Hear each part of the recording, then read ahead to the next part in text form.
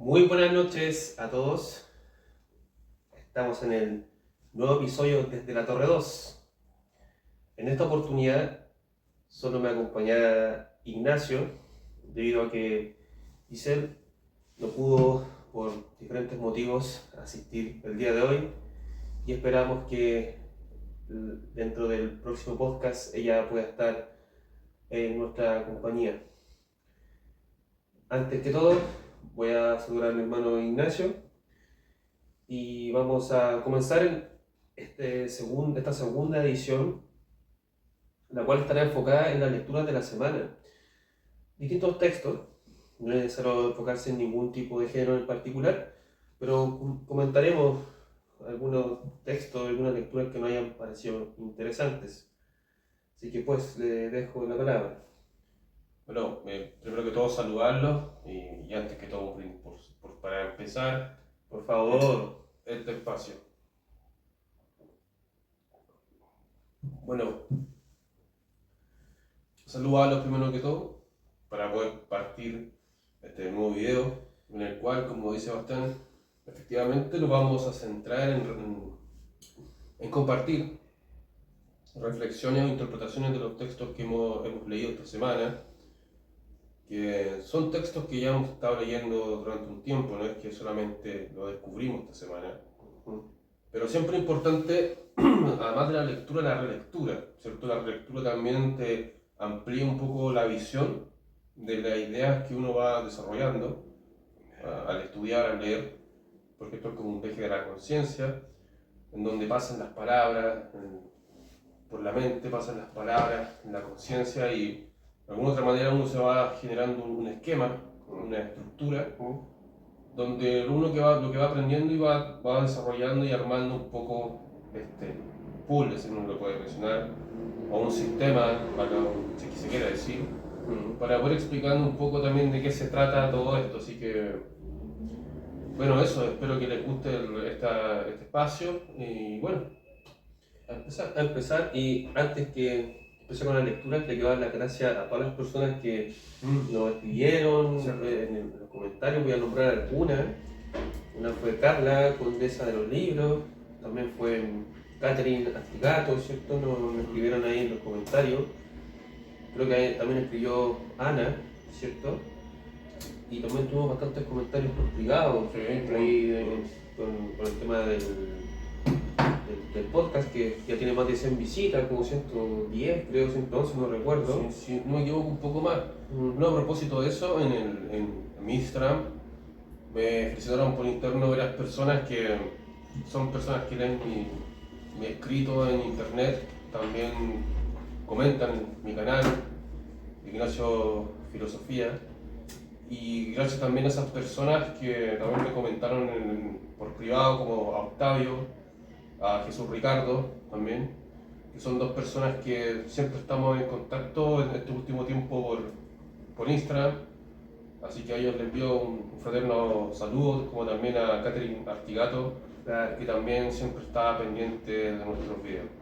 Así que muchas gracias y esperamos que este contenido sea de su agrado. Y Artigato también tiene un canal, Sí, un canal de YouTube. también vean su canal Artigato, que pueden ver en YouTube.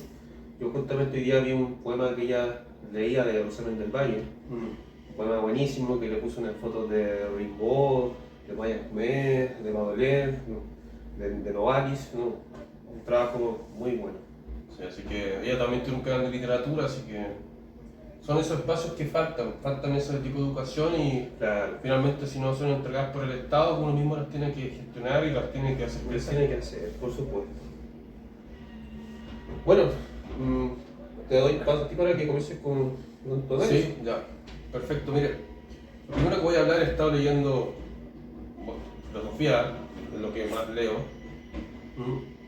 El primer texto que les quiero hablar un poco es de Herbert Marcuse, y este título que se llama Razón y Revolución. Bueno, ustedes pueden ver que en la tapa se ve al señor Marx acá, y hay otra edición donde sale Hegel en el fondo, la misma alianza, pero esta es una edición más actual. Y este libro, que él fue un teórico social, otros le dicen filósofo de la Escuela de Frankfurt, quien se dedicó a la investigación social de distintos hechos sociales, económicos, históricos, y los cuales también abordó la obra de varios filósofos. Uno de estos es Hegel y otro es Marx, pero también en este libro aborda el materialismo histórico, a Feuerbach, y también aborda a Søren Kierkegaard.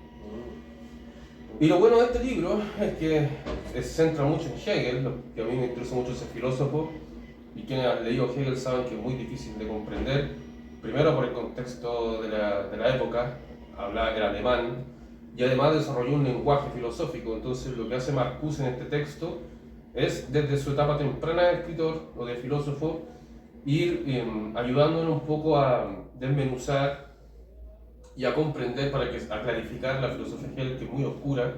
Oscuro significa que no es claro, ¿no? Que sea con una connotación negativa. Y en este caso, bueno, Marcuse nos explica un poco la parte teológica en Hegel, que era luterano, ¿cierto? Quería un poco racionalizar este espíritu cristiano a través del Estado, que es lo que nos propone también el desarrollo de la conciencia, que es la autoconciencia, la razón. También nos pone en contexto con la Revolución Francesa, la Ilustración, y también hay capítulos que están dedicados a la obra de Marx, a explicar un poco el Capital, que también es importante, que es una obra muy compleja de entender. Los principios también de Marx, que también son interesantes, y también, obviamente, de las desigualdades que existen en la humanidad, tanto económicas como sociales, ya en esa época. Estamos hablando del siglo XX, después de la Segunda Guerra Mundial, donde Marcuse empezó a desarrollar su obra filosófica. Y también toma a Feuerbach y Kierkegaard como filósofo individualista, no social, ¿cierto? Porque Hegel veía que el individuo estaba en la verdad, en lo social. Esto no significa ser social que ande jugando la ronda de San Miguel con todas las personas. Eso, el principio fundamental en Hegel es la contradicción. ¿Por qué la contradicción? Porque la negatividad en Hegel es lo dado en los seres humanos, en lo que se da por naturaleza, y eso es justamente negativo, y eso se va desarrollando a través de la contradicción. Cuando existe la contradicción, ejemplo, puede pasar que hay algo individualista, siempre va a estar la contraparte de ser lo colectivo. Entonces, desde esa perspectiva, ante la contradicción entre esos dos principios, tiene que estar la evolución o la autosuperación en el espíritu absoluto. ¿Bien? Eso es lo que podría mencionar, y que quien le interesen estos filósofos, como digo nuevamente Marx o Hegel, léanlo, porque como digo, a mí me ayudó bastante a entender, incluso acá, bueno, no habla sobre la fenomenología del espíritu, la ciencia de la lógica, también la del derecho, y como decía nuevamente, también está la negación de la filosofía, Kierkegaard, Feuerbach, teoría social, Marx, también hay un capítulo a Comte. Y al final habla sobre el hegelianismo, el neoidealismo británico, comprendiendo que el idealismo nace en Berkeley, que era un obispo inglés, y también hace una revisión de la dialéctica, que es el concepto que más se toma de Hegel, pero es lo menos importante en el sentido cuando se vende de tesis, antitesis y síntesis. Bueno, y acá hay un capítulo que se llama El nacionalsocialismo contra Hegel. Bueno, eso es lo que podría mencionar a ver palabras. Bien.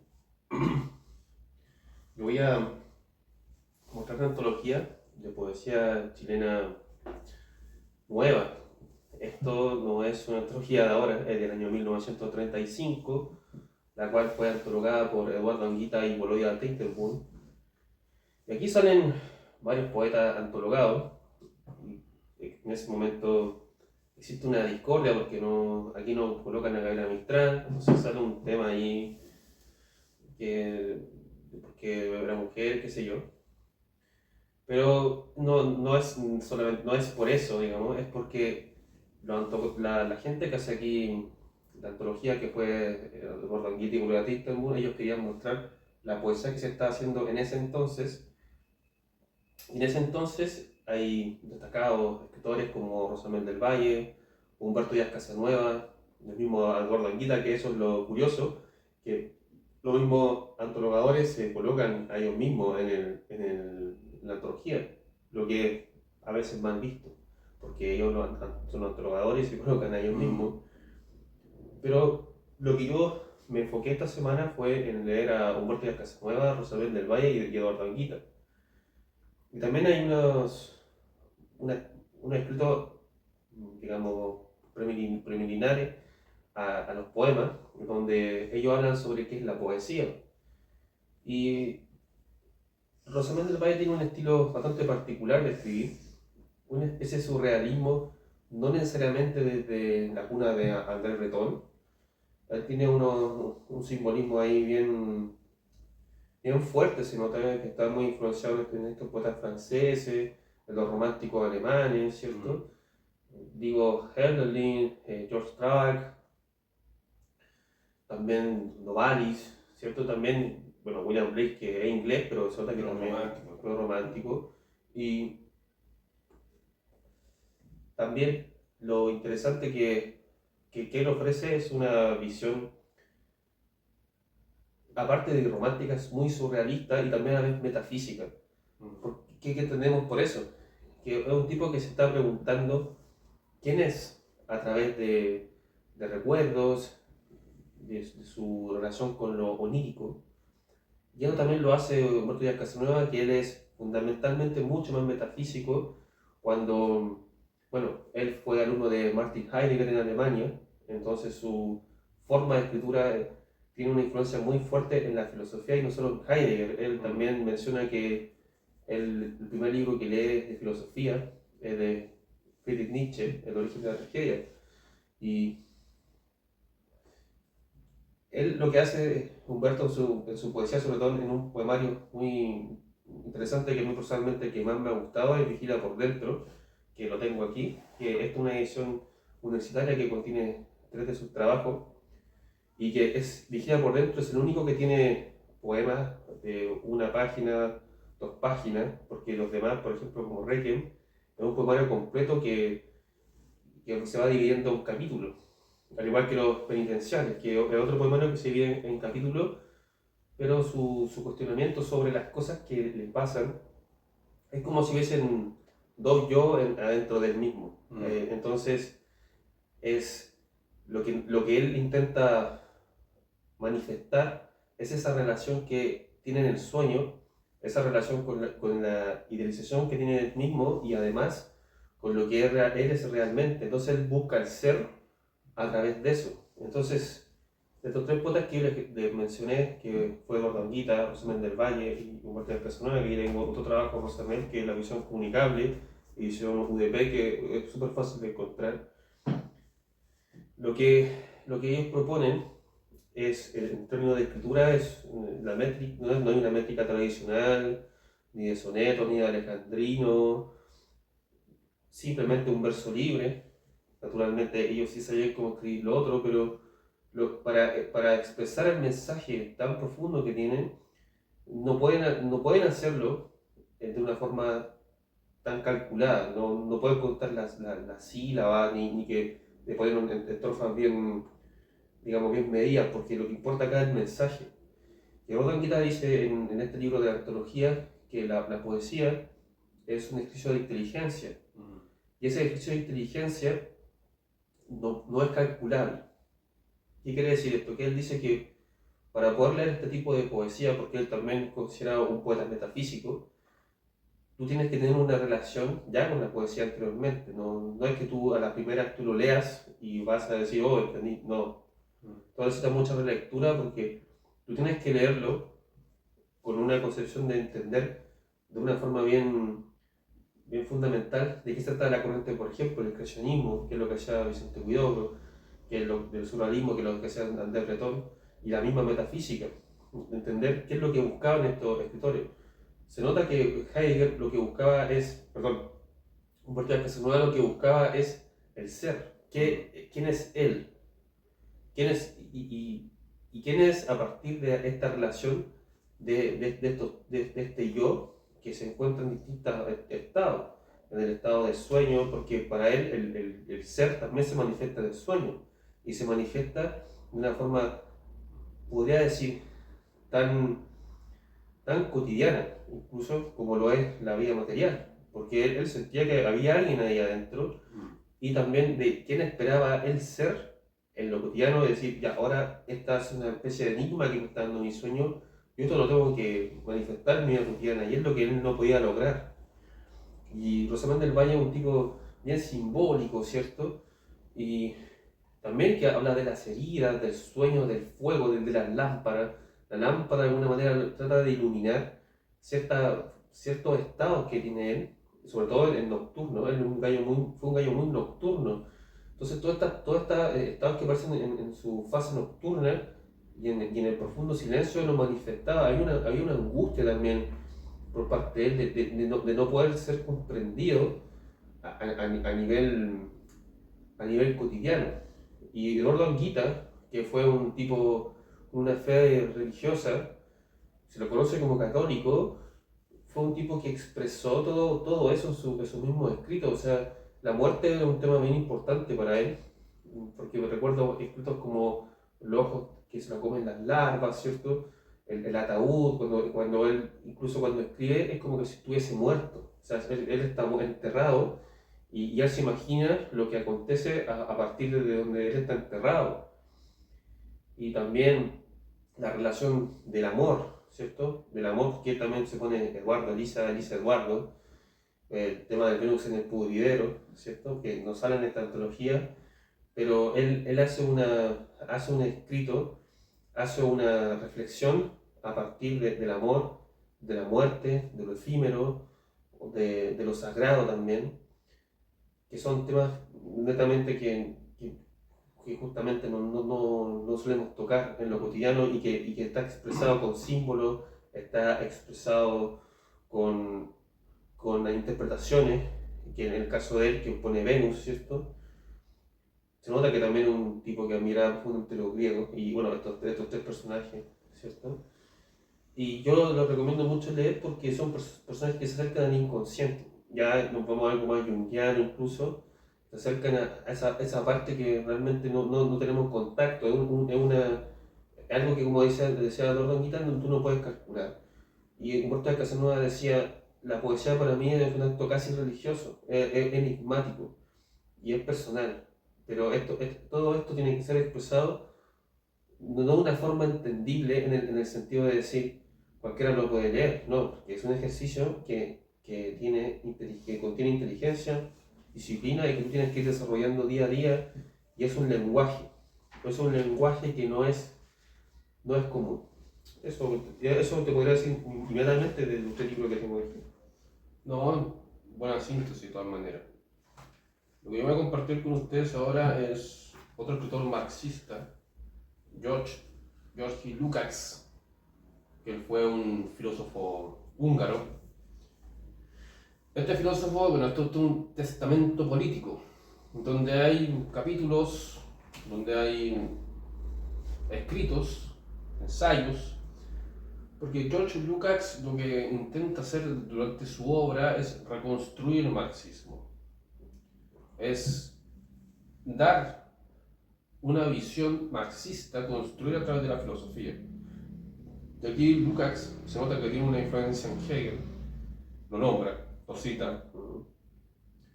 Y bueno, aquí también hay entrevistas porque él también perteneció a un partido comunista húngaro, donde incluso él fue expulsado, tengo entendido. Y él finalmente termina viviendo en Rumania, si no me equivoco, y sus estudios fueron en Alemania. Bueno, lo que hace acá, como digo, es reconstruir una visión de Marx o del marxismo, porque sabemos que en el siglo XX el marxismo, que es distinto a Marx, son las interpretaciones que se hacen sobre Marx. Uno de ellos fue Lenin y Stalin, que también escribieron, también tienen sus obras, y de acuerdo a eso ellos intentaron moldear lo que fue la URSS. Y aquí Lukács, a través de sus textos, invita un poco a profundizar en la obra de Marx, sobre todo en el Capital, en la ideología alemana, porque muchas veces de Marx se conoce solamente el libro El Manifiesto Comunista, que es un libro que se escribe en la época temprana de Marx, cuando era joven, ¿cierto? Y no es un libro que tenga una propuesta, una estructura ideológica bien elaborada, ¿cierto? Sino más bien es una explicación del siglo XIX por la Liga de los Comunistas, y cómo los artesanos, los trabajadores pueden conformar y representar esta asociación, ¿cierto? Donde también pertenece Marx y Engels, y a través de esto se van fundamentando y elaborando la teoría. Lukács lo que hace es recoger a muchos pensadores e intentar construir una nueva teoría marxista. No sé si nueva teoría, pero sí intenta elaborar una teoría marxista desde la filosofía, que murió incluso en esa tarea, digamos, ¿cierto? Y hay varios escritos de Lukács, incluso mencionando los medios de producción, cómo afectan a los trabajadores, cómo está también la contradicción y está el conflicto entre los grandes capitalistas y los trabajadores, porque muchas veces se sitúa y se ubica y se repiten las consignas de los gobiernos de derecha, donde se menciona que muchas veces los países crecen, que los países tienen más riqueza, que eso es efectivo. Sin embargo, quienes siempre dominan o quienes poseen los medios de producción son los grandes capitalistas, a pesar, ¿cierto?, de que los trabajadores mismos también puedan tener un gran crecimiento económico. Sin embargo, nunca poseen los medios, nunca son los que poseen los medios de producción, sino más bien existe una enajenación producto de los mismos trabajadores y el medio de producción. Además, acá Lukács hace una crítica que me llamaron mucho la atención, que es cuando el ser humano se desconoce a sí mismo en los mismos trabajos, porque no permiten las potencialidades creativas del ser humano.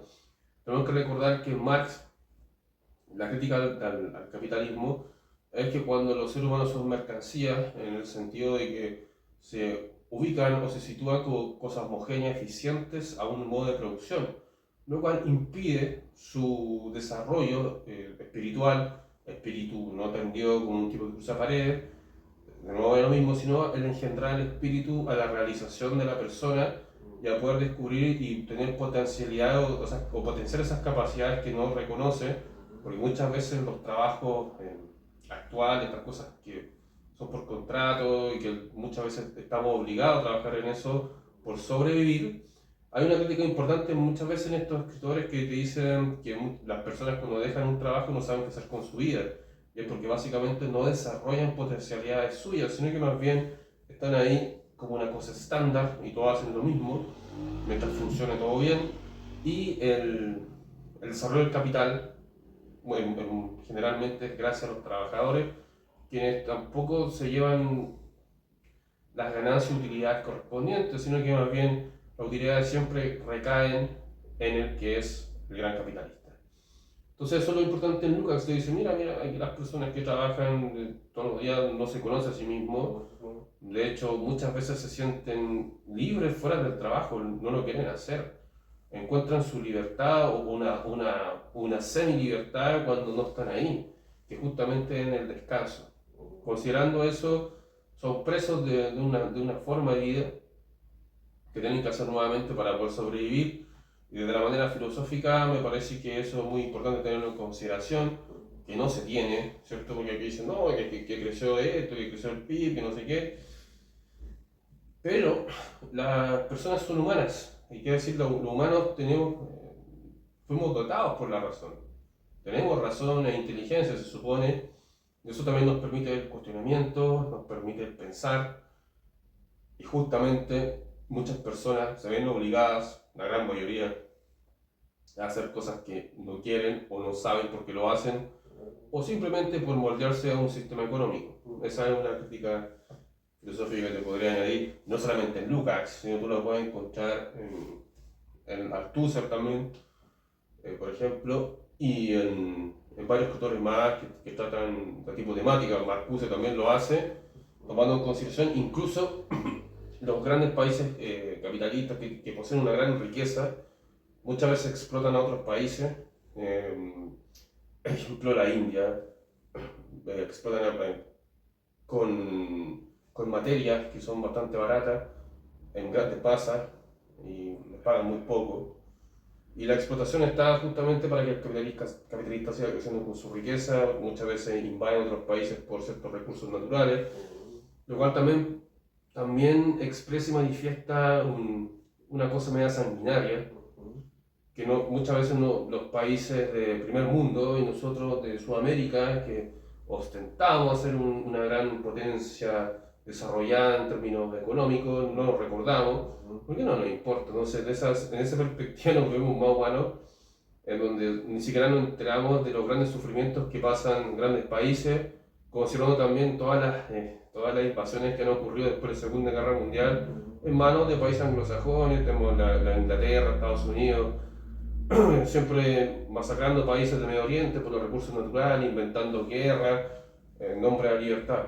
En nombre de la libertad se puede hacer cualquier cosa. Y yo creo que estos escritores también te ayudan a ir por esa reflexión, que muchas veces caen en la categoría del fascismo, no el fascismo Mussolini, por si acaso, no es un fascismo ideológico. El fascismo entendió como categoría que es básicamente intervenir en pueblos y más que intervenir también esclavizarlos y de esa forma no comprender que hay humanos detrás, sino más bien una máquina que se mueve ganando mucho dinero y que personas que tienen el privilegio de ostentar toda esta riqueza celebran por ejemplo, que creció el Producto Interno Bruto, que está muy bien, muchas personas les puede ir muy bien con eso, de eso no cabe duda. Pero lo que no hay que olvidar es que los medios de producción siempre están en manos de los mismos.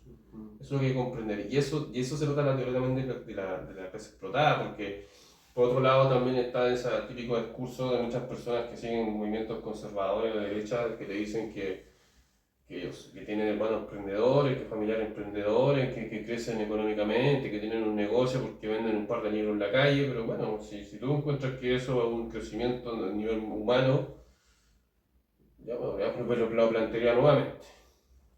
De todas maneras, yo voy a leer un par de versos para que comprendamos un poco de lo que le estoy diciendo, porque a veces esto parece casi como algo indescifrable. Y mira, vamos a hablar de un poema que encuentro muy bueno del señor Eduardo Anguita, que se llama Un poeta del 38, chileno. Generación del 38, la conocida generación del 38, que antes que poetas eran muchos novelistas, ¿cierto? Eran un arquetipo, ellos eran personajes novelescos, Por supuesto. no eran poetas, esos como los lobos esteparios que uno se puede encontrar, eso... Sí, eran tipos que... Eran tipos que... Incluso usted ya ha escuchado algo de Vicente Huidobro, o sea, un gallo que tenía 40 años, que podía ser incluso considerado una especie de adolescente por las cosas que el gallo sentía y que la gallo te expresaba. No eran tipos muy cotidianos que digamos. Esto se llama oficio. Y fíjese, el té de los difuntos, el párpado que nos cierra la vida y nos abra la muerte como una mano, el viento naciendo de su piedra, el té de los vivos para teñirnos de cadáver. Tanto lamento cuando todo está perdido, ese hombre viene y se va, los pies de los muertos son hojas de té. Unos pequeños versos de Eduardo Anguita, y también nos iremos aquí a otro Eduardo Anguita que dice, este es del poema El cuerpo del tiempo, que pertenece a su poemario Tránsito al fin. Resumen del pasado, está la parte 3. Yo soy el muerto, aquel que pisaba sus propios pies, aquel que tuvo vuestro lenguaje y usó vuestras piernas, sin necesidad de sombra vivo, cubierto de una desolación de ropas blancas. Aquí hay vuelo sin necesidad de pájaro, perfume sin flor, ser sin vestido. Yo soy el que soy, el que nunca fui. Y otro poeta que nombré al principio, que yo ya me vine al metro releyendo un poema que me gusta mucho, que se llama Luis Omar Cáceres, también de la generación del 38, que muere de una forma bastante lamentable y enigmática también. Segunda forma. Esta estrofa es muy buena. Delante de tu espejo no podrías suicidarte. Eres igual a mí porque me amas. Y en hábil mortaja de raya te incorporas a la exactitud creciente de mi espíritu. Yo creo que con un par de versos aquí hay mucho que pensar. Este tipo estaba luchando con algo que es inexistente, porque aquí estamos hablando con muchas cosas incognoscibles. No son cosas que tú puedes ver, digamos, a través de los sentidos de otra persona. Estas son cosas que son estados interiores. O sea, los tipos estaban diciendo cosas que les pasaban en su profunda intimidad y además la alimentaban. Pero la alimentaban por necesidad, ¿cierto? Estas alimentaciones no son solamente por estética, como alguna gente cree, no estética, no es estética. Los tipos tienen necesidad de hacer eso y naturalmente ocupan herramientas literarias para poder hacer dicha acción. Bueno, aquí tengo varios, pero por ejemplo este filósofo chileno, Carlos Pérez Soto, tiene un libro que se llama Sobre Hegel. Pero voy a tratar de hacer una relación. ¿Y por qué? Porque aquí está la fenomenología del espíritu. De Hegel. Quien ha leído filosofía sabe que este libro es muy complejo, es muy difícil de comprender. Carlos Pérez Soto estudió este filósofo alemán durante 9 años para entender la fenomenología. Tremenda tarea. ¿Y este libro por qué nace? Porque él sabe lo complejo que está estudiar Hegel. Estuvo en la tumba de Hegel. Hay una foto por ahí. Y él fue profesor de física. Estudió filosofía, derecho. Y él dice la filosofía de la ciencia, porque Hegel decía que la filosofía, muchas veces los griegos decían el amor a la sabiduría, y él decía no. La filosofía es la ciencia del saber. Yo quiero saber, pero quiero traerlo al acto. Eso es lo interesante en Hegel. No es pensar solamente la metafísica y pensar el ser, porque claro, es abstracción, pero lo que quiere hacer Hegel es, además de eso, tener una propuesta humana de autosuperación a través de las contradicciones del ser humano. Incluso podríamos dar hasta el psicoanálisis acá de repente. Por supuesto. Sí, es que eso ya yo no creo que pueda ser separado en términos de psicológico. Ahora, yo creo que la psicología moderna parece de esas cosas porque imagínate que hay tipos que están haciendo, y sin desvalorizar ni mucho menos, pero sin entender que no es algo tan fácil, de decirte, mira, tú tienes este problema, recreémoslo y se acaba todo. Yo creo que el tema de la psique humana es mucho más difícil, que es enigmático, es algo complejo, no hay una generalidad, entonces me parece que, al menos los poetas que estoy mencionando, yo creo que ellos eran una especie de psicoanalistas, de psicólogos de ellos mismos, o sea, es una cosa que no es cualquier cosa, o sea, el tipo está pensando más allá de una capacidad racional, entonces me parece a mí que lo que tú estás diciendo, el tema de llevar esas reflexiones tan abstractas, llevarla a un punto de vista de poder llevar a la carne, eso es extraordinario. Yo lo comparto porque, a ver, aquí estamos hablando, porque hablamos de psicoanálisis, no se trata de una terapia acá, se trata de a ver, Carlos Pérez Soto también estudió psicoanálisis, de hecho tiene unos libros de antipsiquiatría, y él dice conversar. Yo converso con Marx, converso con Hegel, conversé con Jacques Lacan, por ejemplo, que Jacques Lacan es una persona psicoanalista que desarrolló una obra, ¿cierto? Podríamos incluso citar a Derrida, como también a Freud. Porque, bueno, Carlos Pérez cita mucho a Freud en un libro de antipsiquiatría que tiene, pero la psiquiatría siempre está relacionada con las cosas de estructuras sociales, donde desde un enfoque marxista también podemos decir, los medios de producción de alguna otra manera determinan las relaciones sociales, que igual es un hecho, o sea, fíjese usted que ahora tenemos la técnica, que determina también las relaciones sociales, que hablar por WhatsApp, todas estas cosas, que nadie se ve, todo solamente porque es una crisis que seamos ateos. No, o sea, yo creo que, mira, se pueden ver, los humanos los podemos ver, pero curiosamente nadie está ahí. De ahí están hablando. No está la presencia. No está la presencia, no está la presencia, está el aparato. Es una como necesidad de ignorar, de ignorar o yo creo que hay un cultivo de ignorar la presencia, ¿cierto? De ignorar la presencia, primero que todo la de uno y después la del otro. Ignorarla primero con el lenguaje.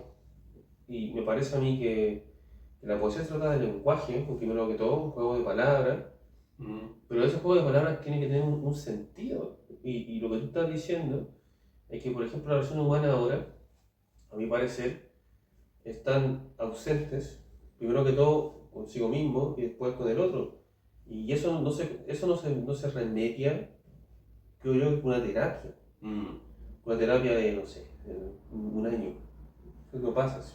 Sí, eso es muy importante porque además de esto, como lo que dice Sebastián, que hay que tomarlo en consideración, hay muchos grupos que están culpando al resto sobre esto. La ONU, la OMS, el orden mundial y todas estas cosas que yo alguna vez también las creí, que efectivamente existen, ¿cierto? Son personas de carne y hueso igual que nosotros, que ellos deciden la estructura económica y social de los países, ¿cierto? A través, qué es lo bueno y qué es lo malo, y a través de eso ellos crean un discurso que se elabora y se desarrolla con los medios de comunicación, en donde te dicen qué es lo bueno y qué es lo malo. Eso es efectivamente así. Pero de ahí a culpar de que porque está la ONU atacando un país con su idea, es por eso que ahora los niños no salen a jugar a las calles, se creen hombres, mujeres, esas cosas no tienen relación con eso. Eso no es solamente una agenda de propaganda política. Lo que estamos viendo aquí es la caída de un sistema económico, social, estructural, se está cayendo a pedazos durante varias décadas atrás. Y ahora está en un culmen, está culminando. Y eso está demostrando el nihilismo aberrante que estamos viviendo actualmente, donde existe un sinsentido. Porque parece que las cosas ya nos quieren pensar a nosotros, ya no pensamos, no al revés. Se supone que el sujeto es el que piensa la realidad. O sea, la realidad existe evidentemente, pero yo siento a través del yo, que veo la realidad afuera, no yo, yo tengo una representación porque me afecta. O sea, el sujeto piensa. La cosa no puede pensar al sujeto, no puede ser al revés. Por tal cual. ¿Cierto? No puede, y eso es lo importante en tener en consideración porque muchos hablan de la conciencia. Y conciencia es conciencia de algo. Es saber algo. Eso es ser consciente, que es conocimiento. Entonces me dicen, todas estas cosas de terapia te dicen, no, que la conciencia. Del despertar. El despertar. ¿Y yo cómo conozco esa conciencia? Despertar, ¿qué cosas? Y claro, y también la búsqueda del conocimiento, como dices tú, y que nos da a todos una verborrea. Claro. Que es una verborrea como simplista, de que ya, yo estoy despierto porque me di un video de 8 o de Wayne Dyer, pum, estoy despierto, listo. ¿Se acabó? No sé, eso es muy vago. Y generalmente estas personas que yo también pasé por temas espirituales, de Reiki, de registro akáshico, no me acuerdo cómo se llaman otras cuestiones, somoterapia. De las vidas pasadas. Hay una especie de evangelio, a fin de cuentas. Sí, claro. De evangelizar a los demás, de que todos son despiertos los que hacen esto, cuando tú vienes a pagarme una cuota, ¿cierto? No veo que eso sea serio. Me parece que son palabras más bien de un bienestar disfrazado de querer conseguir algo, de querer obligarte a algo, de decretar cosas. Y ni los poetas ni los filósofos hicieron eso. Y hay gallos que tienen una vida muy, muy triste también. Y no es porque ellos hayan elegido hacer eso, si tú te estás metiendo en el pensamiento, te estás metiendo en el ser. Justamente porque tocaste un punto importante, porque están los modos de ser. Y yo leí un libro de Eric Fromm que se llamaba El psicoanálisis en la sociedad, no me acuerdo el título en específico, pero donde muchas veces tú estás en un lugar, por ejemplo en una oficina, y no te sientes a gusto. El problema eres tú, eres un depresivo y tienes que ir a una terapia, o si no a un psiquiatra y te dan fármacos donde te enferman más. Y lo que provoca eso finalmente es una condición de enfermo, ¿cierto? Pero no comprendo el por qué esa persona se siente distinta y quiebra o lesiona esa cosa, porque curiosamente este capitalismo, todo este turbocapitalismo, lo que quiere son personas todas iguales, todas homogéneas, y lo único que le interesa es que sean todas eficientes en su lugar de trabajo. Y de esa forma pueden abolir cualquier tipo de manifestación del arte, de la poesía, de la literatura, donde el ser humano está buscando su libertad ahí, está buscando la libertad restringida. Y por eso Bueno, en este libro, Pérez Soto, el señor Carlos Pérez Soto hace un tremendo trabajo de poder clarificar, ¿no? Cita a Kant, ¿cierto? Cita a muchos teoristas alemanes como Fichte, Schelling, que son amigos de Hegel, por cierto, ¿cierto? Son todos amigos de Hegel. Nos cuenta sobre la fenomenología del espíritu, las analogías estructurales, y sacar la conciencia es una razón observadora, que esto es lo que decía Hegel, porque eso es lo que la conciencia, no es otra cosa, ¿cierto? Y obviamente eso es lo que es el primer paso, ¿cierto? Y después tiene la autoconciencia, pues porque la conciencia tiene un proceso de desarrollo. Cuando se desarrolla después de la razón observadora, la autoconciencia puede ser una razón activa, ¿cierto? Ser en el acto. Entonces él decía ser en el acto. Y finalmente todo esto es la razón real. Porque está bien cuestionarse lo que es el ser, que es la pregunta de Heidegger, que el ser ahí, que criticar la metafísica occidental, pero hay que ir más allá. Hay que ir más allá, la praxis, como decía Fichte. Y eso es lo interesante, que es un libro que como digo acá, este señor te ayuda a comprender lo difícil que es Hegel.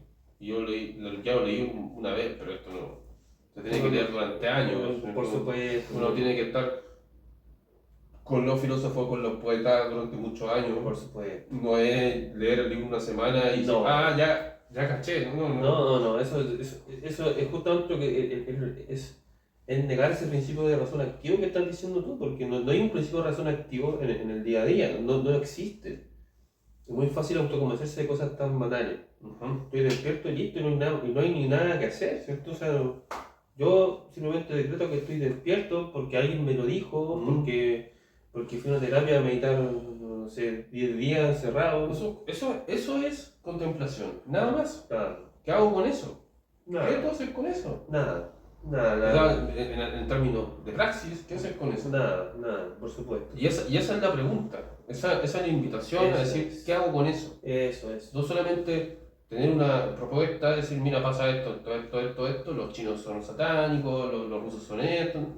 Es que ir más allá de eso. Empezar de Satán y no creo que eso sea nada serio. Comparto. Bueno, yo creo que con esto vamos a terminar. La idea no es hacer un video tan extendido, sino que hacerlo varias veces. Con esto culminamos nuestro segundo podcast o videocast. Y aquí está Gisela acompañándonos. Ahí está el espíritu de ella. Está el espíritu de ella. En Piscis. Y que en el próximo episodio, aquí también, no sé, nos va a acompañar el próximo episodio. Así que, bueno. Y decir algo anteriormente. Para terminar, con mi hermano lo que hacemos acá es hablar sobre nuestra lectura. No nos enfocamos en la Wikipedia de que este año pasó esto, porque es bien simple. Yo tomo esta cosita, este aparato, me pongo a leer Wikipedia y necesito básicamente lo mismo que está ahí. Y eso no puede ser el ¿sabías qué? No, es que eso es muy burdo y eso usted lo puede hacer usted mismo, no sirve para nada hacer eso, o sea, eso no invita a hacer un estudio y una reflexión, porque yo lo que dije, o lo que dijo mi hermano, yo no le leí unos versos, pero no lo leí de ninguna parte, es lo que sale nomás, ¿cierto? Así es. Y así tiene que ser. Bueno, muchas gracias a todos y nos vemos en una próxima edición.